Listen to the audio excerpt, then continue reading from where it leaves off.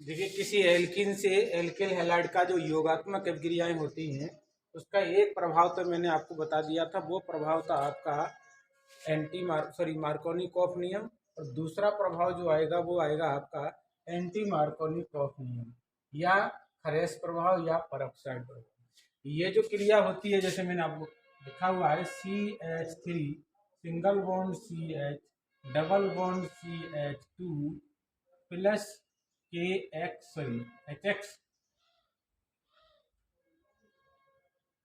Is equal to क्या बनेगा आपका CH3 CH2 और X ज्यादा बनेगा, और प्लस दूसरा जो डेरिवेटिव बनेगा वो CH3 single bond CH X और CH3। ये 1 डिग्री एल्किल हैलाइड है और ये 2 degree alkyl halide. 2 degree alkyl halide कम बनेगा और 1 डिग्री एल्किल हैलाइड क्या बनेगा, ज़्यादा बनेगा। जबकि जो मार्कोनिकॉफ थे वैज्ञानिक, उन्होंने क्या है, क्रिया यही थी, लेकिन ये क्रिया में आपको वो ये कम बनाया था, ये ज़्यादा बनाया था। 2 डिग्री एल्किल हैलाइड ज़्यादा बनाया था, 1 डिग्री एल्किल हैलाइड कम बनाया था। रीजंस क्या है इसमें, किस तरीके से आपको सवाल क्वेश्चन पूछे जाएंगे, किस तरीके से ट्रिकी सवाल इसके अंदर आएंगे, वो आप देखेंगे। तो देखिए इसमें क्या है, खरेस प्रभाव, यह खरेस प्रभाव कहते हैं। This is reaction is completed into peroxide. This is reaction is completed into peroxide presence. Peroxide की प्रेजेंस में यह जो रिएक्शन है वो क्या होती है, कंप्लीट होती है। तो आइए फिर क्या करते हैं, इसमें पेरोक्साइड प्रभाव लेते हैं। तो पेरोक्साइड प्रभाव में सबसे पहला जो डेरिवेटिव होता है हमारा C6H5 COO OOC और C6H5, इसका नाम है बेंजोइल पेरोक्साइड। Benzoyl peroxide. इसी प्रकार इसका दूसरा डेरिवेटिव और है, हम चाहे तो ये भी ले सकते हैं, CH3 COO OOC और CH3, इसका नाम है एसिटिल पेरोक्साइड। Acetyl peroxide. हालांकि यह क्रिया जरूरी नहीं है, इसके साथ भी क्रिया हो सकती है, और H2O2 की उपस्थिति में भी क्रिया हो सकती है। लेकिन H2O2 जो डेरिवेटिव है वो ऑक्सीकारक के रूप में कार्य करता है, इसलिए हम क्या है, हम मेनली जो है वो ये डेरिवेटिव लेते हैं पेरोक्साइड से। तो मैंने आपको बता दिया, ये भी ले सकते हैं, लेकिन इसको मैंने हटा दिया क्योंकि ये ऑक्सीकारक पदार्थ की तरह भी बिहेव करता है। तो यहाँ क्या हुआ, ये दो जो मेनली कंपाउंड हैं वो लिए जाते हैं। कभी कभी पूछ भी जाता है कि H2O2 भी पेरोक्साइड की उपस्थिति में लिया जा सकता है, लेकिन वहाँ वो ऑक्सीकारक के रूप में कार्य करता है। अगर उसका ऑक्सीकारक ग्रुप खत्म कर दिया जाए, गुण खत्म कर दिया जाए, तो उसका उपयोग किया जा सकता है। यहाँ क्या हो गया हमारा, बेंजोइल पेरोक्साइड और एसिटिल पेरोक्साइड। तो दो कौन से पेरोक्साइड होते हैं जो एंटी मार्कोनिकॉफ नियम या एंटी मार्कोनिकॉफ के अनुसार, या खरेस प्रभाव के अनुसार, या पेरोक्साइड प्रभाव के अनुसार वो कार्य करते हैं, इस क्रिया को संपन्न कराते हैं। तो ये मैंने आपको क्या है, मेनली आपके दो कंपाउंड बताए थे। अब आगे आपका क्या होगा, आगे आपका ये रहा कि जब इनको हीट किया जाएगा, जो तोड़े जाएंगे C6H5 COO OOC और C6H5, जब ये क्या होंगे, हीट होंगे, टूटेंगे, तो ये देंगे C6H5 COO मुक्त मूलक। इसका नाम है बेंजोइल मुक्त मूलक। बेंजोइल मुक्त मूलक देंगे। इसी प्रकार यदि हम ऊपर वाले डेरिवेटिव इसको तोड़ दें हम, तो ये क्या देगा हमारा CH3 COO OOC और CH3 ये भी अगर हम इसको हीट कर दिया, यहाँ जो विषम बंध, यहाँ जो विदलन होता है, आबंध के अंदर जो बंध का विदलन होता है वो समबंध विदलन होता है। कौन सा होता है, समबंध विदलन। अगर इसमें ये विदलन करा दिया जाएगा तो क्या बनेगा हमारा CH3 COO मुक्त मूलक। यहाँ दो एसिटिल मुक्त मूलक बनेंगे। क्या बनेंगे यहाँ पर, एसिटिल मुक्त मूलक बनेंगे। अब क्या होगा, ये जो हमारे एसिटिल मुक्त मूलक हैं, यहाँ से आपका CO2 गैस लिबरेट होगी। तो यहाँ क्या हुआ हमारा CH3 COO मुक्त मूलक जो है वो क्या करेगा, CH3 मुक्त मूलक बनाएगा और यहाँ से CO2 गैस को लिबरेट करेगा। ठीक, ये दोनों बन गई, ये आपका निकल गया। बाकी की आपका मेथिल मुक्त मूलक बन गया। आप चाहे तो यहाँ बेंजीन का मुक्त मूलक भी, फेनिल का मुक्त भी बना सकते हैं और आप ये भी बना सकते हैं। तो अब हमने क्या है, अब इसके साथ जो क्रिया होगी वो क्रिया कारक के साथ होगी, अभिकारक नहीं, ये क्रिया कारक, अर्थात इसके साथ क्रिया होगी। तो क्या बनेगा हमारा, CH3 मुक्त मूलक प्लस H और X। अब आगे देखिए कि H और X in the presence of मुक्त मूलक यानी फ्री रेडिकल्स की प्रेजेंस में इनके जो बीच बॉन्ड है वो पोलराइज्ड बॉन्ड है। वैसे तो पोलराइज्ड बॉन्ड है, ध्रुवीय बॉन्ड है, लेकिन जब इसका इन्वायरमेंट दिया जाता है तो ये भी मुक्त मूलक में वियोजित हो जाता है। किसमें टूटेगा, ये मुक्त मूलक में टूटेगा। तो ये मुक्त मूलक और ये मुक्त मूलक के दे करके क्या बनाएंगे, CH4 बनाएंगे प्लस हमारा X मुक्त मूलक। यह है मुक्त मूलक क्रियाशीलता, बढ़ गई इसकी क्रियाशीलता, बढ़ जाएगी तो इसकी क्रियाशीलता में ये रहा डेरिवेटिव और क्रिया करेगा। तो यहाँ क्या लिया हमने, CH3 single bond CH double bond CH2 plus X मुक्त मूलक यहाँ पर। अब ये क्रिया करेगा तो दो तरीके से, अगर इसका अटैक जो है वो इस कार्बन पे हो रहा है तो ये बनेगा CH3, क्योंकि इसका आधा जो इलेक्ट्रॉन है वो यहाँ जाएगा, आधा इलेक्ट्रॉन है। तो यहाँ क्या बनेगा, CH3 CH मुक्त मूलक और सिंगल बॉन्ड CH2। ये क्या है, ये 1 डिग्री एल्किल हैलाइड है, एल्किल हैलाइड।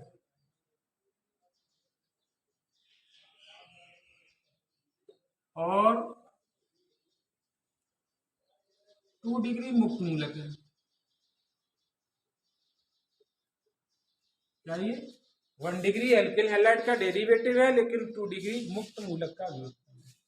अब अगर इसकी क्रिया हम कहाँ करा दें, अगर इसका अटैक हम इस कार्बन पर करा दें, क्योंकि ये भी यहाँ भी कर सकता है, यहाँ भी कर सकता है, ये दोनों जगह करेगा, क्योंकि दोनों जगह सेम टू सेम प्रकार के डेरिवेटिव है।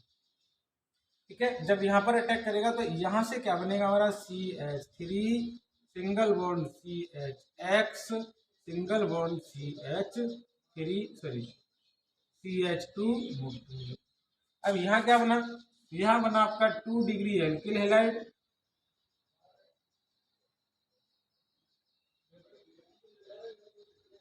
ये 2 डिग्री एल्किल हैलाइड बना और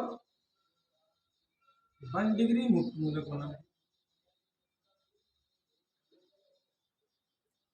अब पीछे हमने आपको एक चीज देख रखी थी, पीछे हमारे पास क्या था, ऑर्डर हमें पता है 3 डिग्री का, जो फ्री मुक्त मूलक होता है, सॉरी फ्री मुक्त मूलक होता है, यानी मुक्त मूलक होता है, उनकी क्रियाशीलता का क्रम होता है। तो 2 डिग्री मुक्त मूलक ऐसे हम सारे लिख देते हैं, आपको यहाँ भी क्वेश्चन पूछा जाएगा। तो 3 degree free radical more reactive more stable than 2 degree 2 degree is more reactive and more stable than 1 degree, और 1 degree is more reactive than एन मूलक। तो ये आप ध्यान रखेंगे, यहाँ से ये क्वेश्चन पूछा जाएगा। ये क्या है, मुक्त मूलक की क्रियाशीलता तथा स्थायित्व का क्रम है। तो अब हमारे पास ये दो डेरिवेटिव बन गए, इन दो डेरिवेटिवों में क्या होगा, हमारे पास लिखा है ये दो है, ये 1 डिग्री है 2 डिग्री है, तो 2 डिग्री और 1 डिग्री है, तो 2 डिग्री ज़्यादा क्रियाशील है, तो ज़्यादा क्रियाशील 2 डिग्री का मतलब ये लेंगे। तो हमारे पास क्या आ गया, CH3 सिंगल बॉन्ड CH मुक्त मूलक single bond CH2 single bond X, ज़्यादा क्रियाशील है, ज़्यादा क्रियाशील, और ज़्यादा क्रियाशील है तो ये क्या करेगा, ये अब किसी हैलाइड से क्रिया करेगा, H और X से क्रिया करेगा। अब H और X से क्रिया करेगा, इसके अंदर जो है तो X होने के कारण इसमें क्रिया जो है वो किसके साथ होगी, H के साथ क्रिया होगी। जब H के साथ क्रिया होगी तो क्या बनेगा, CH3 single bond CH2 single bond CH2 और X प्लस क्या निकलेगा, X फ्री रेडिकल निकलेगा। तो ये कैसा बना, ज्यादा बना।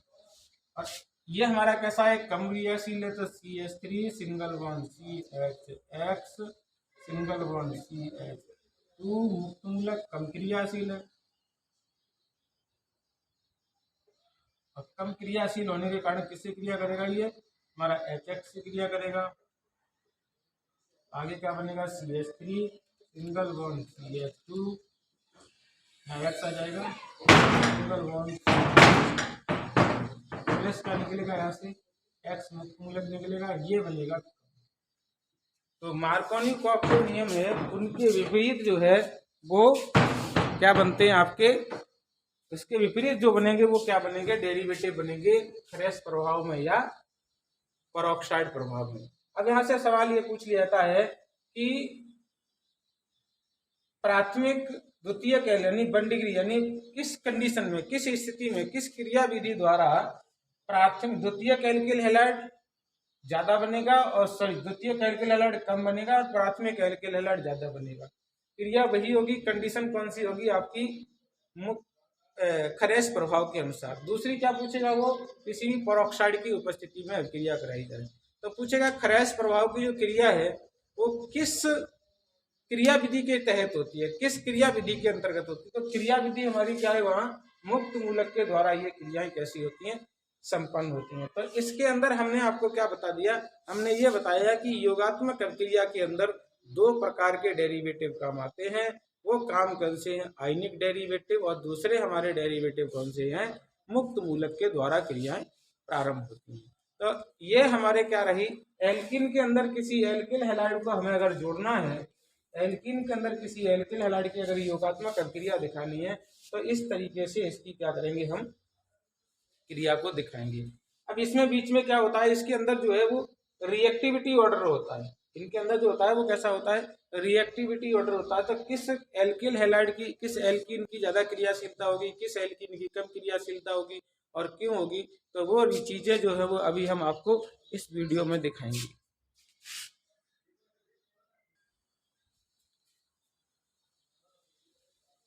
देखिए हमारे पास क्या है, ये दो डेरिवेटिव आए हैं, इसका नाम है आपका प्रोपीन और इसका नाम है आइसोब्यूटीन। ये हमारी क्या है, प्रोपीन, और ये हमारी कौन सी है, आइसोब्यूटीन, आइसोब्यूटीन। और इसके अंदर क्रिया हम किस करा रहे हैं, इसके अंदर क्रिया करा रहे हैं HX और इसकी क्रिया करा रहे हैं HX। और दोनों ही जो क्रिया है वो मार्कोनी कॉफ के अनुसार चलती है, कौन सा, मार्कोनी कॉफ के अनुसार, दोनों ही क्रिया मार्कोनी कॉफ के अनुसार होती है। अब बात यह देखेंगे कि इस वाले कार्बन पर होता है sp2 संकरण, इस वाले कार्बन पर होता है sp2 संकरण और इस पर भी sp2 संकरण। यही कंडीशन इस पर भी है, sp2 संकरण है, sp2 संकरण है, और यहाँ पर हमारा sp3 संकरण है, इस पर भी हमारा कौन सा, sp3 संकरण है। तो यहाँ इन चीजों को समझना बहुत जरूरी है। क्रिया फास्ट किस में होगी, धीमे किस में होगी, तो इसके अंदर देखेंगे कि जहां पर sp3 संकरण है उसकी विद्युत ऋणात्मकता कम होती है, इसकी विद्युत ऋणात्मकता ज्यादा होती है और इसकी विद्युतता भी ज्यादा होती है, क्योंकि इन दोनों कार्बन पे क्या है, sp2 और sp2 संकरण है। तो दोनों कार्बन पे एक ही प्रकार का संकरण है, तो एक ही प्रकार के संकरण होने से एक ही प्रकार की विद्युत ऋणात्मकता होनी चाहिए, पर नहीं है। क्यों, क्योंकि इस sp2 से क्या है, ये sp3 का कार्बन परमाणु जुड़ा है, तो जो इलेक्ट्रॉनों का फ्लो होगा, तो हम नंबरिंग यदि कर लें तो 1 2 3, तो तीसरे कार्बन से पहले कार्बन की ओर इलेक्ट्रॉन का क्या हो जाएगा, फ्लो हो जाएगा। जब इलेक्ट्रॉन का फ्लो हो जाएगा तो इस कार्बन पे क्या बनेगा, आंशिक नेगेटिव चार्ज बनेगा, नेगेटिव चार्ज, और इस पर क्या होगा, पॉजिटिव चार्ज। यही कंडीशन इसमें होगी। इसमें कंडीशन होने पे क्या है, इस पर sp2 संकरण में बताया था, इस पर sp2 बताया था और इस पर sp3 बताया। अब ये जो कार्बन है वो दो ऐसे ग्रुपों से जुड़ा है, वो इलेक्ट्रॉन दाता है, अर्थात वो कैसे हैं, इलेक्ट्रॉन दाता है, अर्थात इलेक्ट्रॉन को डोनेट करने वाले समूह हैं। जब इलेक्ट्रॉन को डोनेट करने वाले समूह हैं तो इस कार्बन पे क्या होगा, इलेक्ट्रॉन का घनत्व ज्यादा हो जाएगा, और इस कार्बन पर इलेक्ट्रॉन का घनत्व कैसा रहेगा, कम, इस पर कम रहेगा, इस पर कैसा रहेगा, ज्यादा रहेगा। तो कुल मिला के अब फिर यहाँ पर क्या है, हम नंबरिंग करते हैं 1 2 और 3, तो इलेक्ट्रॉन का जो मूवमेंटेशन है वो तीसरे कार्बन से लेकर के पहले कार्बन की ओर रहता है। तो जब पहले कार्बन की ओर रहेगा तो इस कार्बन पर नेगेटिव चार्ज ज्यादा आएगा। अब कंडीशन क्या बनेगी, कंडीशन होगी ये CH3 single bond CH positive और सिंगल बॉन्ड CH2 नेगेटिव। यहाँ क्या बनेगा, CH3 single bond C single bond CH3 single bond CH2 negative और यहाँ क्या आ जाएगा पॉजिटिव। तो पॉजिटिव और नेगेटिव ऊपर वाले में और नीचे वाले में कंपैरिजन करेंगे तो ऊपर वाले में हमारा क्या होगा, यहाँ पर पॉजिटिव यानी इलेक्ट्रॉन का घनत्व कम होगा।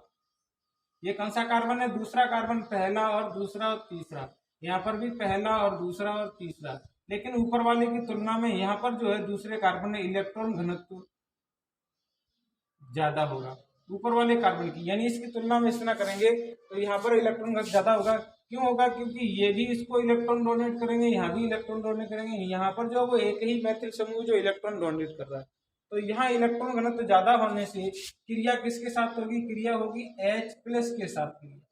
यहाँ भी क्रिया किसके साथ होगी, H+ के साथ क्रिया होगी। तो H+ को क्या चाहिए, इलेक्ट्रॉन चाहिए। H+ को क्या चाहिए, इलेक्ट्रॉन चाहिए। तो यहाँ क्या है, यहाँ पर इलेक्ट्रॉन ज्यादा है, यहाँ पर इलेक्ट्रॉन ज्यादा, सॉरी यहाँ पर इलेक्ट्रॉन का घनत्व इसकी तुलना में कैसा है, कम है, यहाँ पर इलेक्ट्रॉन घनत्व कैसा है, ज्यादा है। तो ज्यादा होने के बाद इन दोनों के बीच जो बॉन्ड है वो कम पोलराइज होगा, कैसा होगा, कम पोलराइज। तो इसका अटैक जो होगा वो सबसे ज्यादा यहाँ पर होगा, इसका अटैक कैसा होगा, कम। इसलिए मैंने एक तीर द्वारा दिखा दिया। तो यह क्रिया कैसी होगी, फास्ट, और यह क्रिया कैसी होगी, स्लो। तो डेरिवेटिव यहाँ भी बनेगा कि CH3 single bond CH positive single bond CH3, यहाँ भी बनेगा क्या, CH3 single bond C single bond CH3 और सिंगल बॉन्ड CH3। यहाँ क्या बना, यहाँ 2 डिग्री कार्बोनियम आयन बना और यहाँ क्या बनेगा, 3 डिग्री कार्बोनियम आयन बनेगा। तो ये इस, अब क्या होगा, अब आगे जो हमारे पास है CH3 single bond CH positive single bond CH3 और ये हमारा क्या है, 2 डिग्री कार्बोनियम आयन है। और यहाँ क्या होगा हमारा CH3 single bond C single bond CH3 single bond CH3 carbonium ion. अब यहाँ जो डेरिवेटिव है वो आपका ये कैसा हो गया, ये कम रिएक्टिव हो गया, ये कैसा है, कम क्रियाशील, कम क्रियाशील, और ये कैसा है, ज्यादा क्रियाशील। यहाँ जो डेरिवेटिव वो ये फास्ट, फिर अब ये क्या होगी, ये सॉरी ये स्लो हो जाएगी इधर, लास्ट में जाके ये कैसा हो जाएगा, स्लो हो जाएगा, और ये लास्ट में कैसा हो जाएगा, फास्ट। तो अब आपको ये पूछेगा कि इसमें जो है वो क्रियाएं सबसे ज्यादा तीव्र वेग से किससे होंगी, तो वो हमारा क्या है, प्रोपीन के अंदर ज्यादा होंगी, आइसोब्यूटीन में कम होंगी, क्योंकि आइसोब्यूटीन में मैथिल समूह क्या करते हैं, इलेक्ट्रॉन दान करते हैं, जिससे क्रियाशीलता थोड़ी कैसी जाती है, कम हो जाती है। आगे जो आपकी रिएक्शन देखेंगे वो है आपकी न्यूक्लियोफिलिक योगात्मक अभिक्रिया। क्या है, ये तो आपकी कैसी हो गई, आपकी इलेक्ट्रोफिलिक योगात्मक अभिक्रिया हो गई। आगे जो क्रियाएं देखेंगे वो होंगी न्यूक्लियोफिलिक योगात्मक अभिक्रियाएं। तो उन अभिक्रियाओं के बारे में आप अभी आगे और देखेंगे। तो अब जो हमारा सेकंड पार्ट है, अभी तक आपने 2 तरीके के, तीसरा वैसे तो यह है कि एल्केन